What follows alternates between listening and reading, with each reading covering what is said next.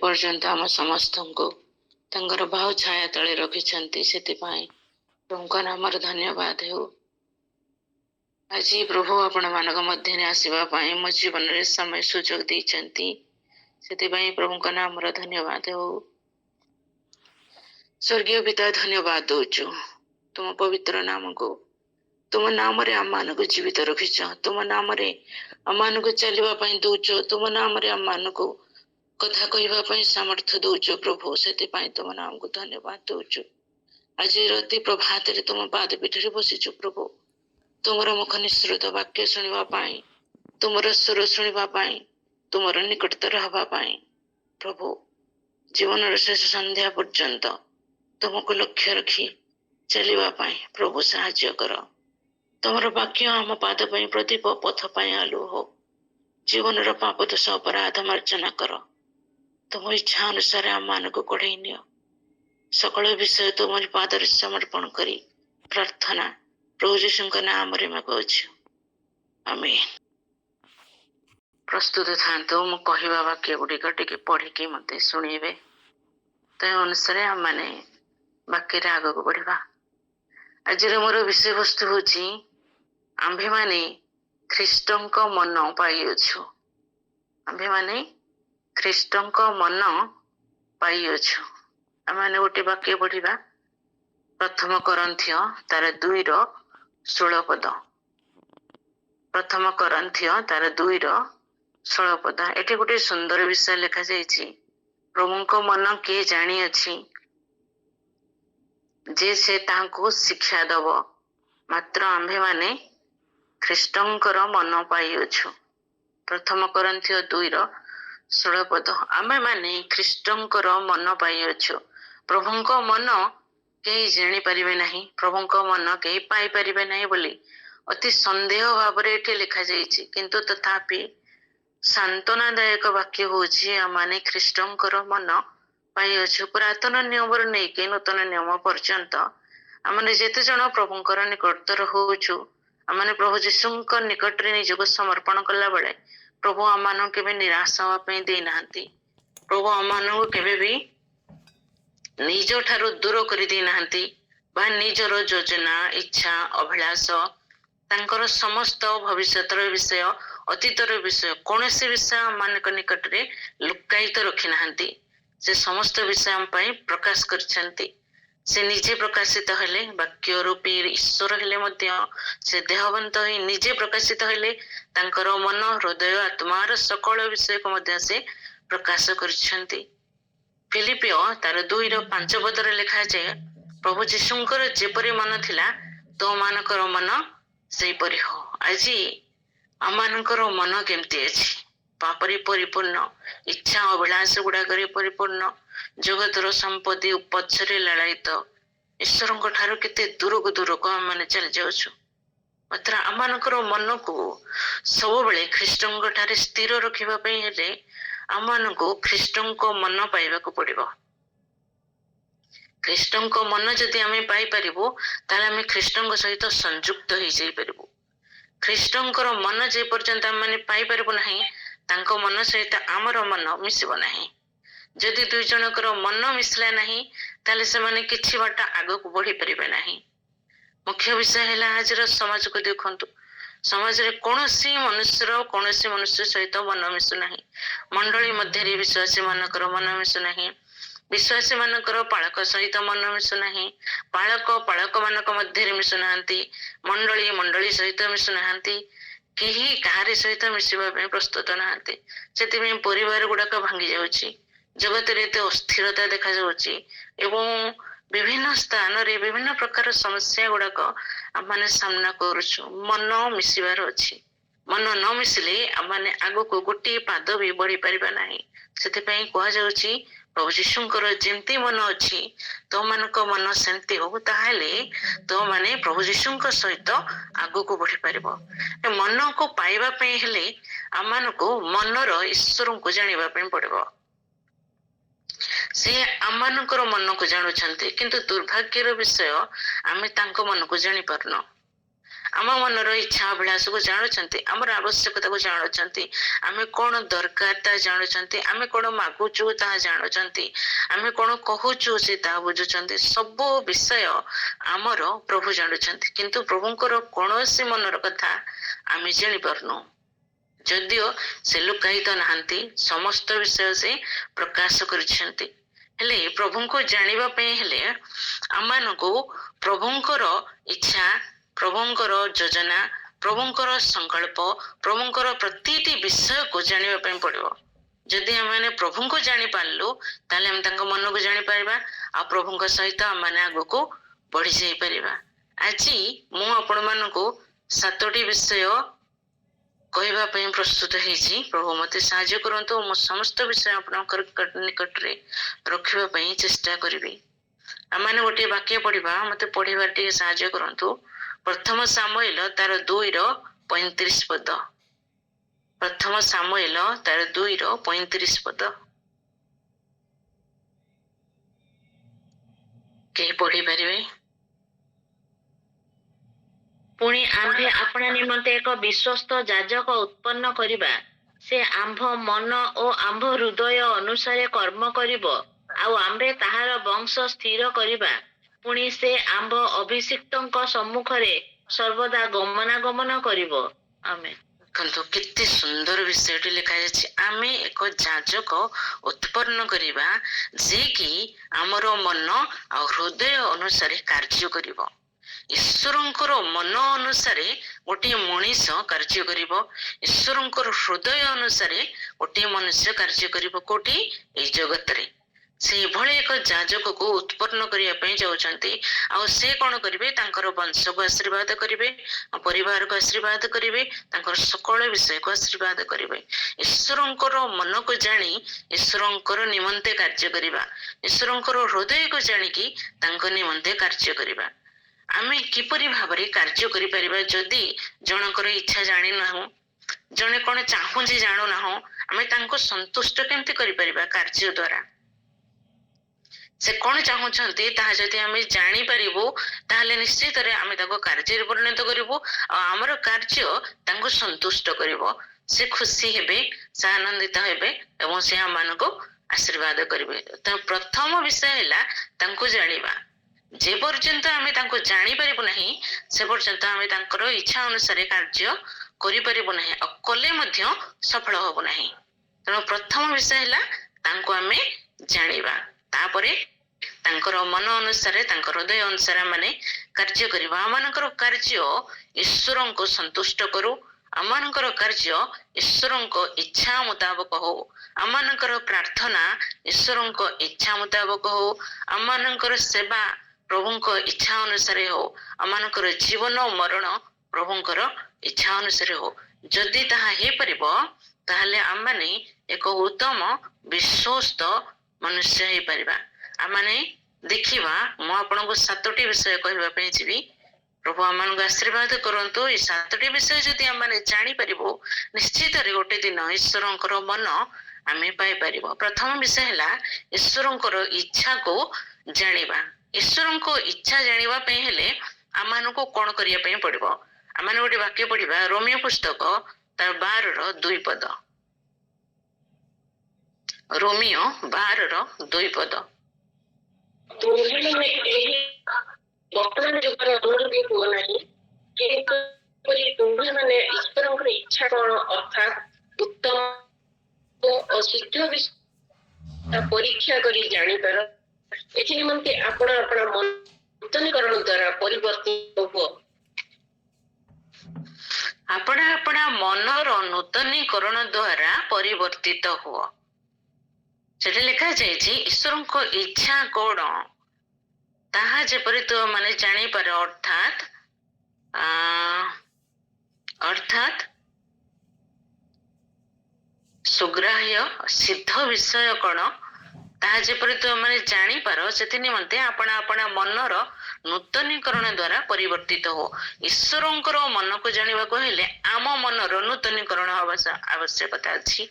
ଆମେ ଆମର ମନକୁ ନୂତନୀକରଣ କରୁ, ତାକୁ ପରିବର୍ତ୍ତିତ କରୁ ଈଶ୍ୱରଙ୍କ ଇଚ୍ଛା, ତାହେଲେ ଆମେ ଜାଣିପାରିବୁ ଈଶ୍ୱରଙ୍କ ଇଚ୍ଛା କଣ। ସେଠି ଗୋଟେ ବିଷୟ ଲେଖାଗଲା, ସିଦ୍ଧ ବିଷୟ କଣ ଏବଂ ଉତ୍ତମ ବିଷୟ କଣ ତାହା ଯେପରି ତୁମମାନେ ଜାଣିପାରିବ। ସେଥିପାଇଁ ପ୍ରଥମେ ତୁମକୁ କଣ କରିବାର ଅଛି, ଆପଣ ଆପଣ ମନର ନୂତନୀକରଣ କରିବାର ଅଛି। ଆମେ ଗୋଟେ ବାକ୍ୟ ପଢିବା ଏଫେସିୟ ପୁସ୍ତକ 5:17 ପଦ। ଏଫେସିୟ 5:17 ପଦ। ଏଣୁ ନିର୍ବୋଧ ନ ହୋଇ ପ୍ରଭୁଙ୍କ ଇଚ୍ଛା କଣ ତାହା ବୁଝ। ନିର୍ବୋଧ ନ ହୋଇ ପ୍ରଭୁଙ୍କର ଇଚ୍ଛା କଣ ତାହା ବୁଝ। ଆମେ ଯଦି ପ୍ରଭୁଙ୍କର ଇଚ୍ଛାକୁ ବୁଝିପାରୁନାହୁଁ ତାହେଲେ ଆମେ ଗୋଟେ ନିର୍ବୋଧ ମନୁଷ୍ୟ ଅଟୁ। କିନ୍ତୁ ପ୍ରଭୁ କଣ କହିବା ପାଇଁ ଚାହାନ୍ତି, ନିର୍ବୋଧ ହୁଅ ନାହିଁ। ନିର୍ବୋଧ ନ ହୋଇ ଈଶ୍ୱରଙ୍କ ଇଚ୍ଛା କଣ ତାହା ବୁଝିବା ପାଇଁ ଚେଷ୍ଟା କର। ଆମେ ପ୍ରତ୍ୟେକ ମନୁଷ୍ୟ ଆମମାନଙ୍କର ଚିନ୍ତା, ଆମମାନଙ୍କର ଭାବନା, ଆମମାନଙ୍କର ଜୀବନ, ଆମମାନଙ୍କର କାର୍ଯ୍ୟ ସବୁ ଆମମାନଙ୍କର ଜାଗତିକ ଉପରେ ନିର୍ଭରଶୀଳ ଅଟେ। ଆମମାନଙ୍କର ଚତୁଃପାର୍ଶ୍ୱର ବିଷୟ ଗୁଡାକ ଉପରେ ନିର୍ଭରଶୀଳ ଅଟେ। ଆମେ କେବେ ଉର୍ଦ୍ଧ୍ୱ ଦୃଷ୍ଟି କରୁନୁ। ଆମେ କେବେ ଈଶ୍ୱରଙ୍କ ଇଚ୍ଛା ଜାଣିବା ପାଇଁ ଚେଷ୍ଟା କରୁନୁ। ଆମେ କେବେ ଈଶ୍ୱରଙ୍କ ଇଚ୍ଛା ଜାଣିବା ପାଇଁ କି ଆଗ୍ରହ କରୁନୁ, କିମ୍ବା ଆମେ କେବେ ନିଜ ଆଡୁ ଈଶ୍ୱରଙ୍କ ଇଚ୍ଛା ଜାଣିବା ପାଇଁ ଆଗଭର ହଉନାହୁଁ। ମାତ୍ର ଆମେ କଣ କରୁଛୁ, ଆମ ଚତୁଃପାର୍ଶ୍ୱର ବିଷୟ ଭିତରେ, ଏ ଜଗତର ବିଷୟ ଭିତରେ ହିଁ ରହିଯାଉଛୁ। ସେଥିପାଇଁ ସେଠି ଗୋଟେ ଶବ୍ଦ ଲେଖା ହେଇଛି, ନିର୍ବୋଧ ହୁଅ ନାହିଁ। ଯଦି ଆମମାନେ ଈଶ୍ୱରଙ୍କ ଇଚ୍ଛାକୁ ବୁଝିପାରୁନାହୁଁ, ଆମମାନଙ୍କର ଜୀବନରେ, ଆମମାନଙ୍କର କାର୍ଯ୍ୟରେ, ଆମମାନଙ୍କର ଚିନ୍ତାରେ, ଆମମାନଙ୍କର ପରିବାରରେ, ଆମମାନଙ୍କର ପ୍ରାର୍ଥନାରେ ଈଶ୍ୱରଙ୍କର ଇଚ୍ଛା କଣ ଆମେ ଜାଣିପାରୁନାହୁଁ, ତାହେଲେ ଆମେ ଗୋଟେ ନିର୍ବୋଧ ମନୁଷ୍ୟ ଅଟୁ। କିନ୍ତୁ ପ୍ରଭୁ ଚାହାନ୍ତି ଆମମାନେ ନିର୍ବୋଧ ନ ହଉ, ମାତ୍ର ଈଶ୍ୱରଙ୍କ ଇଚ୍ଛା କଣ ତାହା ଜାଣିବା ପାଇଁ ଚେଷ୍ଟା କରୁ। ଆମମାନେ ଦ୍ୱିତୀୟ ବିଷୟ ଦେଖିବା, ଈଶ୍ୱରଙ୍କର ଘୃଣାର ବିଷୟ ଗୁଡିକ। ପ୍ରଭୁ କୋଉ ବିଷୟ ଗୁଡାକ ଘୃଣା କରନ୍ତି? ଈଶ୍ୱର ପ୍ରେମକାରୀ ଈଶ୍ୱର ଅଟନ୍ତି। ଈଶ୍ୱର ଦୟାମୟ ଈଶ୍ୱର ଅଟନ୍ତି। ଈଶ୍ୱର କ୍ଷମାକାରୀ ଈଶ୍ୱର ଅଟନ୍ତି। ଯଦିଓ ଆମମାନେ ଈଶ୍ୱରଙ୍କର ଗୋଟିଏ ସାଇଡକୁ ଏଇଭଳି ଭାବରେ ଦେଖୁଛୁ, ଅନ୍ୟ ସାଇଡଟି କଣ ରହୁଛି, ସେ ବହୁତ ବିଷୟ ଗୁଡାକ ଘୃଣା ମଧ୍ୟ କରନ୍ତି। ସେ ବହୁତ ବିଷୟ ଗୁଡାକ ପ୍ରତି କ୍ରୋଧ ମଧ୍ୟ କରନ୍ତି। ସେ ବହୁତ ଗୁଡାଏ ବିଷୟକୁ ଦୂର ମଧ୍ୟ କରିଦିଅନ୍ତି। ଈଶ୍ୱରଙ୍କୁ ଆମମାନେ ଭଲସେ ଜାଣିବା ପାଇଁ ଚେଷ୍ଟା କରୁ। ଈଶ୍ୱରଙ୍କର ଘୃଣାର ବିଷୟ ଗୁଡାକ ଯଦି ଆମେ ନିଜେ ଘୃଣା କରିବା ପାଇଁ ଆରମ୍ଭ କରିବାର ଅଛି, ଯଦି ଆମେ ଜାଣିପାରିବା ପ୍ରଭୁ କୋଉ ଜିନିଷକୁ ଘୃଣା କରୁଛନ୍ତି, ତାହେଲେ ଆମେ ସେଇ ଜିନିଷ ଗୁଡାକ ମଧ୍ୟ ଘୃଣା କରିବା ଆବଶ୍ୟକତା ଅଛି। ପ୍ରଭୁ ଘୃଣା କରୁଥିବା ବିଷୟକୁ ଯଦି ଆମେ ପ୍ରେମ କଲୁ, ପ୍ରଭୁ ଘୃଣା କରୁଥିବା ବିଷୟକୁ ଯଦି ଆମେ ଆଦର କଲୁ, ପ୍ରଭୁ ଘୃଣା କରୁଥିବା ବିଷୟ ଗୁଡାକ ଯଦି ଆମେ ନିଜର କରିକି ଆପଣାର କଲୁ, ଆନନ୍ଦର ସହିତ ସ୍ୱୀକାର କଲୁ, ତାହେଲେ ନିଶ୍ଚିତରେ ଆମେ ପ୍ରଭୁଙ୍କର ବିରୋଧରେ କାର୍ଯ୍ୟ କରିବୁ। ତେବେ ଆମେ ଦେଖିବା ପାଇଁ ଯିବା ପ୍ରଭୁ କୋଉ ବିଷୟ ଗୁଡାକୁ ଘୃଣା କରନ୍ତି। ହିତୋପଦେଶ ତାର 6:16-19 ପଦ ପର୍ଯ୍ୟନ୍ତ ଆମେ ଟିକେ ପଢିବା। ହିତୋପଦେଶ 6:16-19 ପଦ। 6 ବିଷୟକୁ ସଦାପ୍ରଭୁ ଘୃଣା କରନ୍ତି, ସପ୍ତବସ୍ତୁ ମଧ୍ୟ ତାଙ୍କର ଘୃଣା ଯୋଗ୍ୟ। ଅହଙ୍କାର ଦୃଷ୍ଟି, ମିଥ୍ୟାବାଦୀ ଜିହ୍ବା ଓ ନିର୍ଦ୍ଦୋଷର ରକ୍ତପାତକାରୀ ହସ୍ତ, ଅନିଷ୍ଟ ଚିନ୍ତକ ଅନ୍ତଃକରଣ, କୁକର୍ମ କରିବାକୁ ବେଗଗାମୀ ଚରଣ, ମିଥ୍ୟା ସାକ୍ଷୀ ଯେ ମିଥ୍ୟା କହେ ଓ ଯେ ଭାଇମାନଙ୍କ ମଧ୍ୟରେ କଳିର ବୀଜ ବୁଣେ। ଦେଖନ୍ତୁ, ଏଠି 7ଟି ବିଷୟ ଲେଖାଯାଇଛି। ଏଠି 7ଟି ବିଷୟ ଲେଖାଯାଇଛି। 7ଟି ବିଷୟକୁ ପ୍ରଭୁ ଭୀଷଣ ଭାବରେ ଘୃଣା କରନ୍ତି। ଆପଣ ତାକୁ ଟିକେ ନୋଟିସ କରନ୍ତୁ, କଣ କଣ ବିଷୟ ଲେଖାଯାଇଛି, ଗୋଟିଏ ଗୋଟିଏ କରିକି ଟିକେ ପଢନ୍ତୁ। ପ୍ରଥମେ ଅହଙ୍କାର ଦୃଷ୍ଟି, ତାପରେ ମିଥ୍ୟାବାଦୀ ଜିହ୍ବା, ତାପରେ ନିର୍ଦ୍ଦୋଷର ରକ୍ତପାତକାରୀ ହସ୍ତ, ତାପରେ ଅନିଷ୍ଟ ଚିନ୍ତକ ଅନ୍ତଃକରଣ, ତାପରେ କୁକର୍ମ କରିବାକୁ ବେଗଗାମୀ ଚରଣ, ଉପଦ୍ରବ କରିବା ପାଇଁ ବେଗଗାମୀ ଚରଣ, ତାପରେ କୁକର୍ମ କରିବାକୁ ବେଗଗାମୀ ଚରଣ, ତାପରେ ମିଥ୍ୟା ସାକ୍ଷୀ ଯେ ମିଥ୍ୟା କହେ, ଭାଇମାନଙ୍କ ମଧ୍ୟରେ କଳିର ବୀଜ ବୁଣେ। ଏଇ ସମସ୍ତ ବିଷୟ ଗୁଡକୁ ଈଶ୍ୱର ଘୃଣା କରନ୍ତି। ଆପଣ ମାନେ ଟିକେ ନିଜ ନିଜ ବାଇବଲ ଦେଖନ୍ତୁ, ଆଉ ଏଇ ଶବ୍ଦ ଗୁଡାକ ପ୍ରତି ଟିକେ ଧ୍ୟାନ ଦିଅନ୍ତୁ। ଦେଖନ୍ତୁ, ଆ ଭିତରେ ଆମ ମାନଙ୍କ ମଧ୍ୟରୁ କେତେ ଜଣ ଅଛନ୍ତି? ଆମେ ଅଛୁ କି? ଆମ ମନ ଅନିଷ୍ଟ ଚିନ୍ତା କରୁନାହିଁ କି? ଆମେ କଣ ସଦା ସର୍ବଦା ସୁକର୍ମ କରୁଛୁ, କେବେ କୁକର୍ମ କରୁନାହୁଁ? ଆମ ମାନଙ୍କ ମଧ୍ୟରେ କଳିର ବୀଜ ବୁଣା ଯାଉନାହିଁ କି?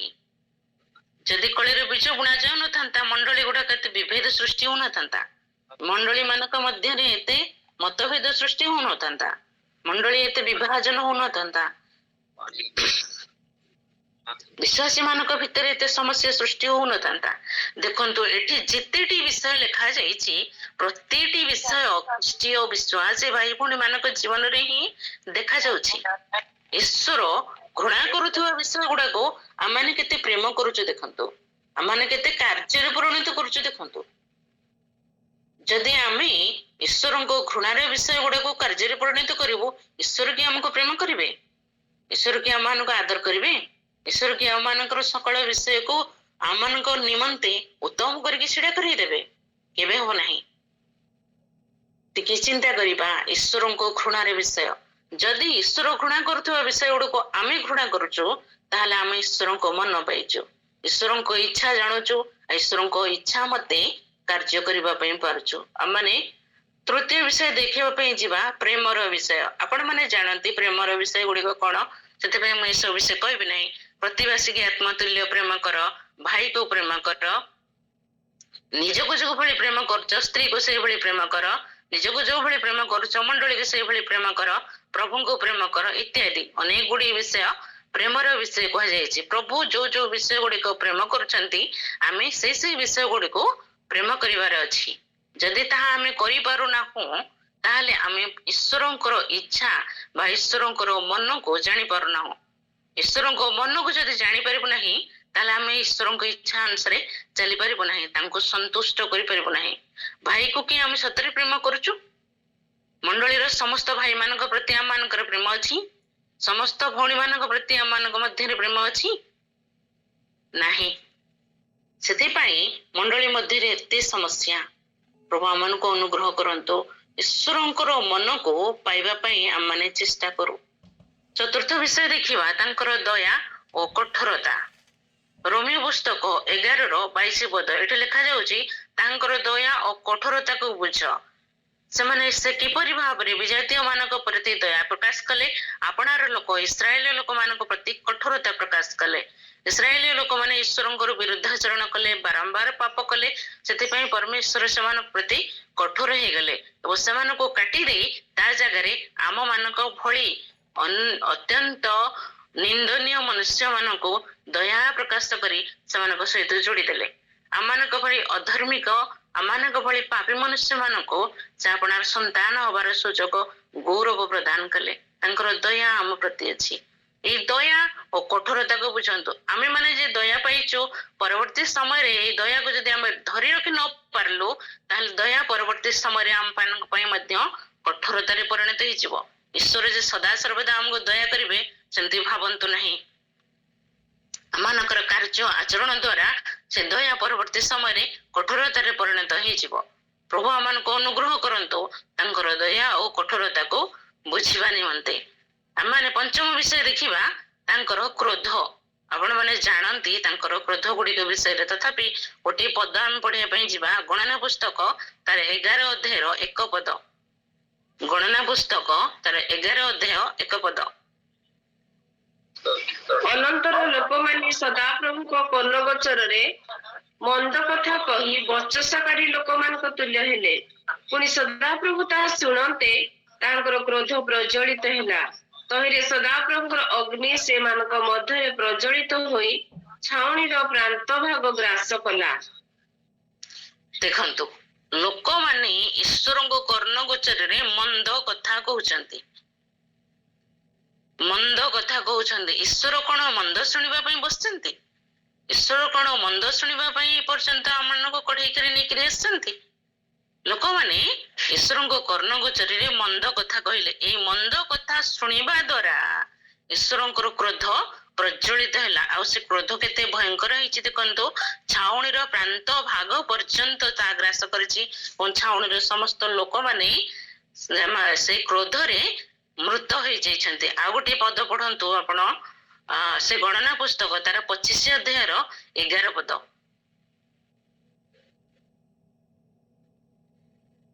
ହାରୁଣ ଯାଜକର ପୌତ୍ର ଇଲିଆସର ପୁତ୍ର ପିନହସ ଲୋକମାନଙ୍କ ପ୍ରତି ଆମ୍ଭ ଅନ୍ତର୍ଜଳରେ ଅନ୍ତର୍ଜଳ ପ୍ରକାଶ କରି ଇସ୍ରାଏଲ ସନ୍ତାନଗଣ ଠାରୁ ଆମ୍ଭର କ୍ରୋଧ ଫେରାଇଅଛି। ତହିଁରେ ଆମ୍ଭେ ଆପଣା ଅନ୍ତର୍ଜଳରେ ଇସ୍ରାଏଲ ସନ୍ତାନଗଣକୁ ନିଶେଷ ରୂପେ ସଂହାର କଲୁ ନାହିଁ। ଦେଖନ୍ତୁ ପିନିହାସ ଏଠି କଣ କରିଛନ୍ତି? ପରମେଶ୍ୱରଙ୍କର ଅନ୍ତର୍ଜାଳରେ ଆପଣାର ଅନ୍ତର୍ଜାଳକୁ ପ୍ରକାଶ କରୁଛନ୍ତି। ପରମେଶ୍ୱର ଇସ୍ରାଏଲ ଲୋକମାନଙ୍କ ପ୍ରତି ଅତ୍ୟନ୍ତ କ୍ରୋଧ ହୋଇଛନ୍ତି ଏବଂ ସେମାନଙ୍କୁ ବିନାଶ କରିବା ପାଇଁ ସେ ତାଙ୍କର ଅନ୍ତର ଜଳୁଛି। ଏହା ପିନିହାସ ଜାଣିଲା ପରେ ସେ କଣ କରୁଛନ୍ତି?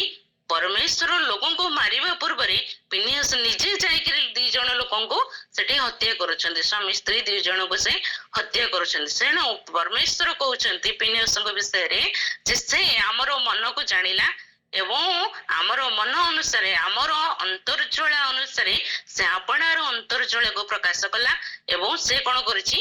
ଆମ ନିମନ୍ତେ କାର୍ଯ୍ୟ କରିଛି। ତେଣୁ ସେ ପରମେଶ୍ୱର କଣ କରୁଛନ୍ତି? ପିନିହାସଙ୍କୁ ପରବର୍ତ୍ତୀ ସମୟରେ ଶାନ୍ତିକର ନିୟମ ଦଉଛନ୍ତି। ପ୍ରିୟମାନେ, ଆମମାନେ ବୁଝିବା ପାଇଁ ସକ୍ଷମ ହଉ। ପ୍ରଭୁ ଆମମାନଙ୍କୁ ଅନୁଗ୍ରହ କରନ୍ତୁ ତାଙ୍କର କ୍ରୋଧକୁ ଜାଣିବା ପାଇଁ। ସବୁବେଳେ ପ୍ରେମକୁ ଧରି ରଖନ୍ତୁ ନାହିଁ। ଏ ପ୍ରେମର ଉପର ସାଇଟ୍ ଅଛି, ତାହା ହଉଛି କ୍ରୋଧ। ଆମେ କ୍ରୋଧକୁ ମଧ୍ୟ ଜାଣିବା ପାଇଁ ଚେଷ୍ଟା କରୁ। ପ୍ରଭୁଙ୍କ ମନରେ ଥିବା କ୍ରୋଧ ଯଦି ଆମେ ନ ଜାଣିପାରିବୁ, ଆମେ ସତର୍କ ହେଇପାରିବୁ ନାହିଁ, ଆମେ ଶିଖିପାରିବୁ ନାହିଁ, ଆମେ ସୁଧାରି ପାରିବୁ ନାହିଁ ନିଜକୁ। ସବୁବେଳେ ପ୍ରେମ କହିକି ଆଦରରେ କରିକି ଚାଲିଯିବା ନ ହେଉ। ମାତ୍ର ପ୍ରଭୁ ଆମମାନଙ୍କୁ ଅନୁଗ୍ରହ କରନ୍ତୁ ତାଙ୍କର କ୍ରୋଧକୁ ମଧ୍ୟ ଆମେ ବୁଝିବା। ଆମେ ଷଷ୍ଠ ବିଷୟ ଦେଖିବା ଈଶ୍ୱରଙ୍କର ସଂକଳ୍ପ। ଯେରେମିୟା ପୁସ୍ତକ ତାର 29ର 11 ପଦ। ଯେରେମିୟା ପୁସ୍ତକ ତାର 29ର 11 ପଦ। କାରଣ ସଦାପ୍ରଭୁ କହନ୍ତି, ତୁମମାନଙ୍କ ପକ୍ଷରେ ଆମ୍ଭେ ଯେ ସକଳ ସଂକଳ୍ପ କରିଅଛୁ ତାହା ଆମ୍ଭେ ଜାଣୁ। ତୁମମାନଙ୍କର ଅନ୍ତିମ କାଳରେ ତୁମମାନଙ୍କୁ ଭରସା ଦେବା ନିମନ୍ତେ ସେ ସବୁ ଅମଙ୍ଗଳର ନୁହେଁ, ମଙ୍ଗଳର ସଂକଳ୍ପ ଅଟେ। ପ୍ରଭୁଙ୍କର ସଂକଳ୍ପକୁ ବୁଝିବା। ସେ କଣ ସଂକଳ୍ପ କରୁଛନ୍ତି ଦେଖନ୍ତୁ, କେତେ ସୁନ୍ଦର ଏ ଜାଗାରେ ଲେଖାଯାଇଛି। ଏ ବାକ୍ୟଟି ମତେ ବହୁତ ବଢିଆ ଲାଗେ। ପ୍ରଭୁ କହୁଛନ୍ତି ଆମେ ତୁମମାନଙ୍କ ନିମନ୍ତେ କଣ ସଂକଳ୍ପ କରିଅଛୁ ତାହା ଆମେ ଜାଣୁ। ଏଇ ସଂକଳ୍ପ କଣ?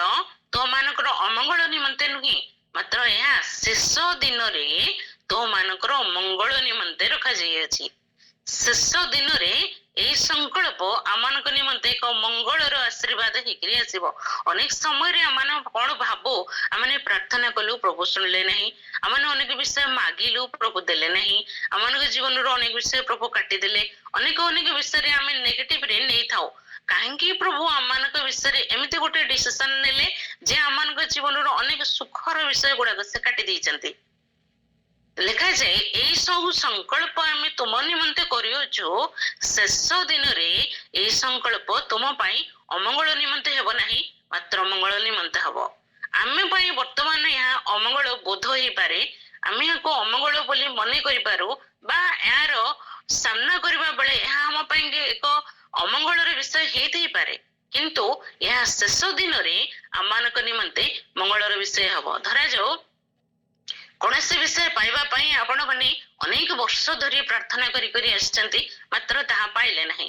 ଶେଷ ପର୍ଯ୍ୟନ୍ତ ଆପଣଙ୍କର ମନ ଦୁଃଖ ହେଲା, ନିରାଶ ହେଲେ, ହତାଶ ହେଲେ, କାନ୍ଦିଲେ, ବିଭିନ୍ନ ପ୍ରକାର ନିନ୍ଦା ଅପମାନ ଗୁଡାକ ସବୁ ଶୁଣିଲେ, ଆଉ ତାରି ଭିତରେ ଦେଇକି ଆପଣ ମାନେ ଗତି କରିଲେ। ଆପଣ ଭାବୁଥାଇ ପାରନ୍ତି ପ୍ରଭୁ ଆମମାନଙ୍କୁ ଏମିତି ଗୋଟେ ପରିସ୍ଥିତି ଦେଇକିରି ନେଇକିରି ଗଲେ।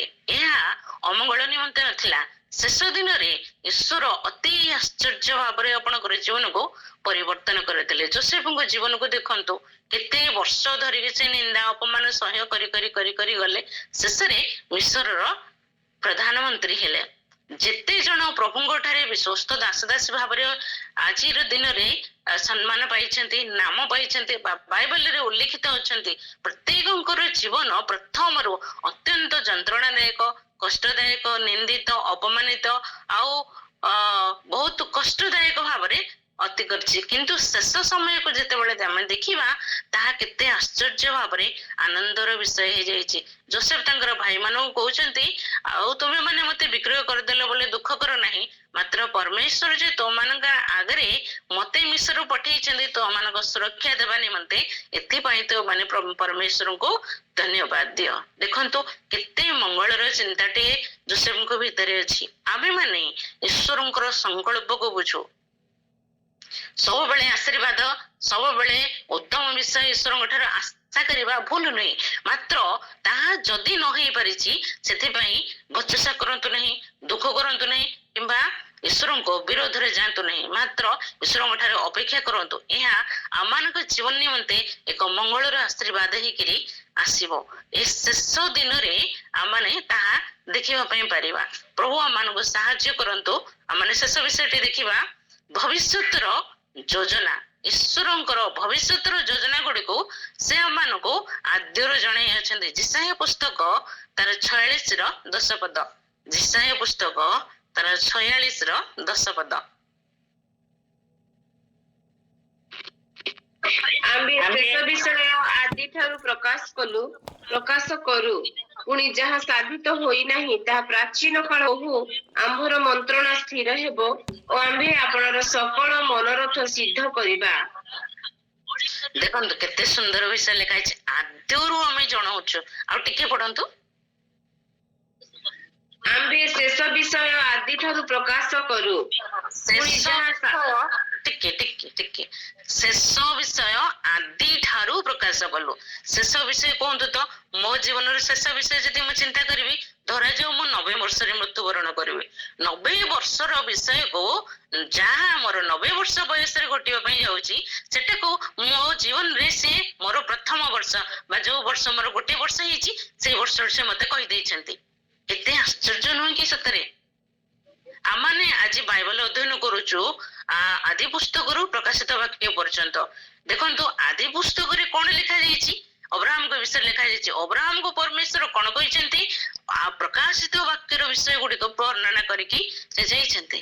ଆଦି ଠାରୁ ସେ ଶେଷ ବିଷୟକୁ ଆଦି ଠାରୁ ପ୍ରକାଶ କରୁଅଛନ୍ତି। ସେଥିପାଇଁ ପ୍ରକାଶିତ ବାକ୍ୟ ପୁସ୍ତକକୁ ଭବିଷ୍ୟତର ଇତିହାସ ବୋଲି କୁହାଯାଏ। ଭବିଷ୍ୟତର ଇତିହାସ ବୋଲି କହିଲେ କଣ ବୁଝୁଛେ? ଭବିଷ୍ୟତର ବିଷୟ ଗୁଡିକ ପ୍ରକାଶିତ ବାକ୍ୟରେ ଲେଖା ଯାଇଛି, କିନ୍ତୁ ତାହା ଆମକୁ ମିଳିଛି କେବେଠାରୁ? ଅତୀତରୁ ମିଳି ସାରିଛି। ଆମମାନଙ୍କ ଜୀବନର ଆରମ୍ଭରୁ, ଆମେ ଜନ୍ମ ହେବା ପୂର୍ବରୁ ହିଁ ପ୍ରକାଶିତ ବାକ୍ୟ ପୁସ୍ତକ ଲେଖା ହେଇସାରିଛି। ସେଥିପାଇଁ ପ୍ରକାଶିତ ବାକ୍ୟ ପୁସ୍ତକକୁ ଭବିଷ୍ୟତର ଇତିହାସ ବୋଲି କୁହାଯାଏ। ଆଉ ଟିକେ ପଢନ୍ତୁ। ଆମ୍ଭେ ଶେଷ ବିଷୟ ଆଦିଠାରୁ ପ୍ରକାଶ କରୁ, ପୁଣି ଯାହା ସାଧିତ ହୋଇନାହିଁ ତାହା ପ୍ରାଚୀନ କାଳରୁ ଜଣାଅ। ଆଉ କହୁ, ଯାହା ସାଧିତ ହୋଇନାହିଁ ତାହା ଆମେ ପ୍ରାଚୀନ କାଳରୁ ଜଣାଉ। ଏପର୍ଯ୍ୟନ୍ତ ଅନେକ ବିଷୟ ଘଟି ନାହିଁ, ଏପର୍ଯ୍ୟନ୍ତ ଅନେକ ଘଟଣା ଗୁଡିକ ଘଟି ନାହିଁ, ଏପର୍ଯ୍ୟନ୍ତ ଅନେକ ବିଷୟ ସାଧନ ହୋଇନାହିଁ, ମାତ୍ର ଆମେ ତୁମମାନଙ୍କୁ କଣ କରୁଛୁ? ଆରମ୍ଭରୁ, ପ୍ରାଚୀନ କାଳରୁ, କେବେ ଠାରୁ ଜଣେଇ ସାରିଛୁ। ତାପରେ ଆଉ କହୁ, ଆମ୍ଭର ମନ୍ତ୍ରଣା ସ୍ଥିର ହେବ ଓ ଆମ୍ଭେ ଆପଣର ସକଳ ମନୋରଥ ସିଦ୍ଧ କରିବା। ଆମର ମନ୍ତ୍ରଣା ସ୍ଥିର ହେବ, ଆମର ସମସ୍ତ ମନୋରଥ ସିଦ୍ଧ କରିବା। ପ୍ରଭୁଙ୍କ ମନରେ ଯାହା ଅଛି ସେ ଆପଣ ମାନଙ୍କୁ କହିଦେଇ ସାରିଛନ୍ତି। ଆଦ୍ୟରୁ ହିଁ ଜଣେଇ ଦେଇ ସାରିଅଛନ୍ତି। ଆମେ ମାନେ ସତରେ କେତେ ନିର୍ବୋଧ ଅଟୁ କି ଆମମାନେ ପ୍ରଭୁଙ୍କର ମନ କଥା ଶୁଣିବା ପାଇଁ ବି ପ୍ରସ୍ତୁତ ହଉନାହୁଁ। ପ୍ରଭୁଙ୍କର ମନର କଥା ସେ ଆମମାନଙ୍କୁ ଜଣେଇ ସାରିଲା ପରେ ମଧ୍ୟ ଆମେ ତାକୁ ବୁଝିପାରୁନାହୁଁ। ସେ ଆଦ୍ୟରୁ ପ୍ରକାଶ କରିଥିବା ପରମେଶ୍ୱର ଅଟନ୍ତି। ଦେଖନ୍ତୁ କେତେ ଆଶ୍ଚର୍ଯ୍ୟ ବିଷୟ ଗୁଡିକ ଅଟେ। ତଥାପି ପ୍ରଭୁ ଆମମାନଙ୍କୁ ଅନୁଗ୍ରହ ପ୍ରଦାନ କରନ୍ତୁ। ଆମେ ଆଉ ଗୋଟେ ବାକ୍ୟ ପଢିକି ଶେଷ କରିବା। ଦ୍ୱିତୀୟ ସାମୁଏଲ ତାର 7ର 19 ପଦ। ଦ୍ୱିତୀୟ ସାମୁଏଲ ତାର 7ର 19 ପଦ।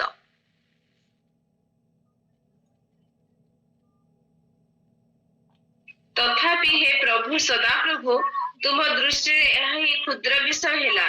ଏହେତୁ ତୁମ୍ଭେ ଆପଣ ଦାସର ବଂଶ ବିଷୟରେ ଆଗତ ଦୀର୍ଘକାଳର କଥା ମଧ୍ୟ କହିଅଛ। ହେ ପ୍ରଭୁ ସଦାପ୍ରଭୁ, ଏହା କଣ ମନୁଷ୍ୟର ବ୍ୟବସ୍ଥା? ଏଟା ଦାଉଦ କହୁଛନ୍ତି। ଦାଉଦ କହୁଛନ୍ତି, ହେ ପ୍ରଭୁ ସଦାପ୍ରଭୁ, ତୁମେ ଆପଣା ଦାସ ପକ୍ଷରେ ଆଗତ ଦୀର୍ଘ କାଳର କଥା ଏବେଠାରୁ ଜଣେଇ ଦେଇଅଛ।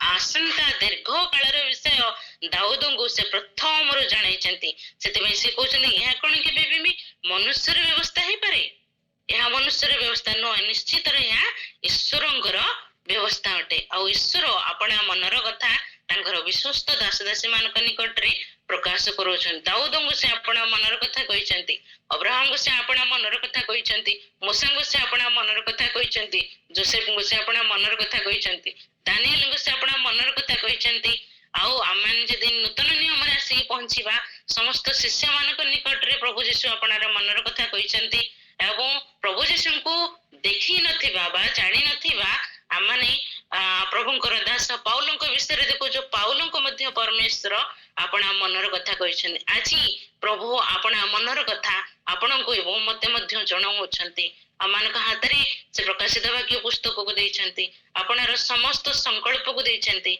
इच्छा योजना सकल विषय जा मानक निकट रे गुप्त रखि नाहंती आमाने आज ईश्वरंकर मन को टिके बुझिबा पई चेष्टा करू सेति पई प्रथम करंथिय तार 2:16 पदरे लिखा गला आमे माने प्रभुंकर मन को जानि पारु ना हो किंतु आमाने ख्रीष्टंकर मन को पाई अछु प्रभु आमान को अनुग्रह करंतु जो ख्रीष्ट आमान को निकट रे अपना मनर समस्त कथा को प्रकाश करछन्ति तांको आमे बुझो तांको मन एवं योजना तांको हृदय रे संकल्प अनुसार आमाने कार्य करी तांको संतुष्ट करिवा पई सक्षम हो ताले आमान करे मनुष्यर जीवन एवं सेवार जीवन को आमाने सफल करि परिबा प्रभु ए वाक्य द्वारा हम समस्त को आशीर्वाद करंतु मते प्रभु अनुग्रह देले सेति प्रभु को नाम विशेष धन्यवाद हो।